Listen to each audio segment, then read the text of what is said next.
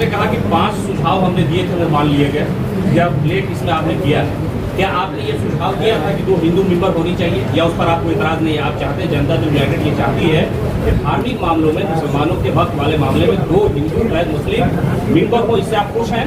क्या ये सुझाव आपने? माननीय मुख्यमंत्री श्री नीतीश कुमार जी अल्पसंख्यक समाज के हितों की रक्षा करते रहे हैं और आगे भी करते रहेंगे। कोई बात हो जाएगी इधर उधर की, उससे कोई फर्क नहीं पड़ता है। नीतीश जी ने तो मैं आपसे पलट करके पूछना चाहता हूं कि यूपीए की सरकार 10 साल तक रही थी, क्या जकिया जाफरी को इंसाफ दिला सके? आप देखिए भागलपुर दंगे को क्या इंसाफ दिला सके? अरे आप माननीय मुख्यमंत्री श्री नीतीश कुमार जी ने हुनर योजना चलाई, उन्होंने सारा बीपीएससी के माध्यम से आपको डीएसपी बना रहे हैं, आप सारा कुछ बना रहे हैं, सब और हम को सारा कल्याण का काम कर रहे हैं। बस धन्यवाद।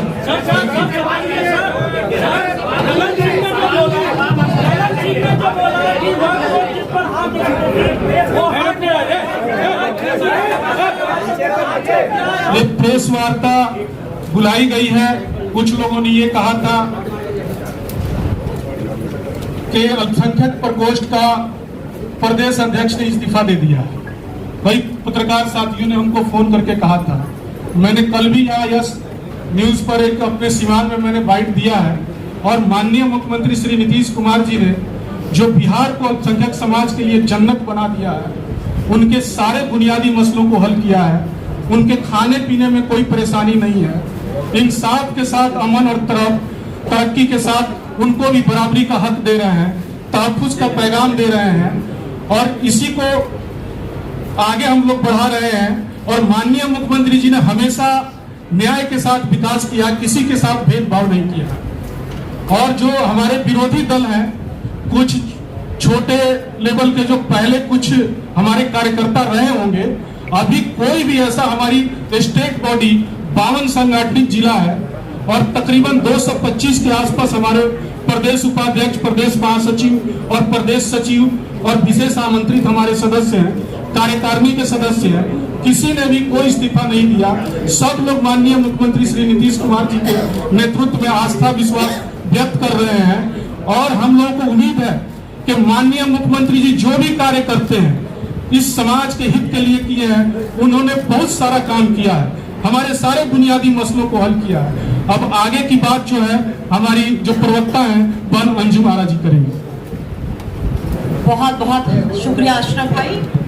आज बिहार प्रदेश जनता दल यूनाइटेड अल्पसंख्यक प्रकोष्ठ के द्वारा आयोजित प्रेस वार्ता में मौजूद तमाम, जो अभी अशरफ भाई ने हमारे सभी सम्मानित और माननीय हमारे साथियों का नाम लिया, आप सभी का स्वागत। और प्रिंट और इलेक्ट्रॉनिक मीडिया के साथीगण, छायाकार बंधुगण, आज बहुत ही महत्वपूर्ण विषय पे, और वो विषय अशरफ भाई ने आपके समक्ष रखा। हम लोगों ने आप लोगों को आमंत्रित किया है। जब से सदन में वक्फ अमेंडमेंट बिल इंट्रोड्यूस हुआ, टेबल पर आया, बहस में हुआ, तब से हम लोग इस चीज को देख रहे हैं कि बहुत तरह की भ्रांतियां समाज में सुनने को मिल रही है।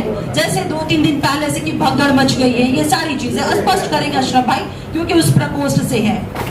कुछ चीजें ऐसी हैं उस बिल की, और जनता दल यूनाइटेड का स्टैंड इस बिल में समर्थन को लेकर के वो आपके सामने रखना चाहते हैं। हम लोग ज्वाइंट पार्लियामेंट कमेटी के ऑनरेबल मेंबर हमारे श्री दिलेश्वर कामत जी, जो अत्यंत पिछड़ा समाज, अत्यंत पिछड़ा वर्ग से आते हैं, वो हमारे माननीय मेंबर थे ज्वाइंट पार्लियामेंट्री कमेटी में।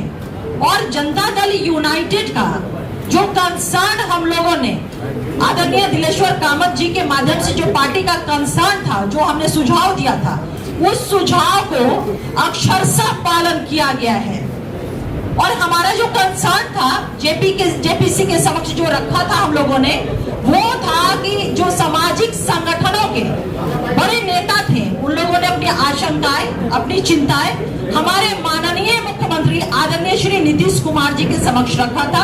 और उन्हीं आशंकाओं और चिंताओं को हम लोगों ने जेपीसी के समक्ष हम लोगों ने रखने का काम किया था।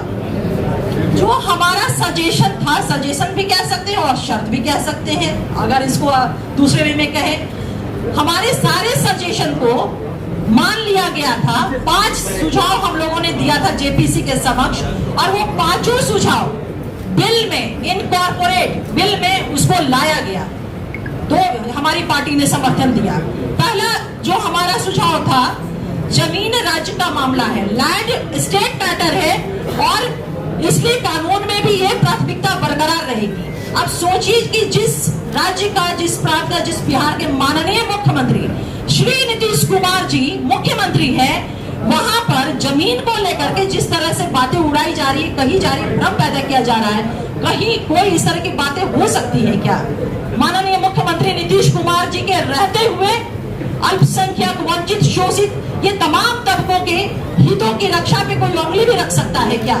जिसका निगाहबान, जिसकी रक्षा सुरक्षा माननीय मुख्यमंत्री नीतीश कुमार जी स्वयं कर रहे हैं। दूसरा हमारा सजेशन था कि यह कानून पूर्व प्रभावी नहीं हो, यानी कि रेट्रोस्पेक्टिव वे में ना होकर के प्रोस्पेक्टिव वे में ये प्रभावी होगा, यानी कि जो चीजें जैसी हैं वहां से नहीं, बल्कि जब ये बिल एनेक्टेड हो जाएगा महामहिम के हस्ताक्षर के बाद, उसके बाद से इस बिल के प्रावधान प्रभावी होंगे। तीसरा सुझाव हमारा जो था सजेशन, वह कि अगर वक्फ की कोई संपत्ति रजिस्टर अगर नहीं है, लेकिन उस पर अगर कोई धार्मिक भवन जैसे कि मस्जिद हो गया, दरगाह हो गया, ईदगाह है, कब्रिस्तान है, जिसे आप लोग सुनते होंगे कि लोग जो चिंताएं व्यक्त कर रहे हैं, भ्रम फैला रहे हैं कि सब जो है वो बर्बाद कर ली जाएगी, हमारा सब खत्म हो जाएगा। लेकिन इस बिल के माध्यम से जो हमने सुझाव दिया है, इनकॉर्पोरेट हुआ है, ये माननीय मुख्यमंत्री नीतीश कुमार जी की गारंटी के रूप में न सिर्फ बिहार में बल्कि पूरे देश के अक़लियत समाज को ये मिला है कि उनके ये भवन जो है कहीं से भी इनके साथ छेड़छाड़ या किसी भी तरह का उसके साथ नहीं किया जाएगा।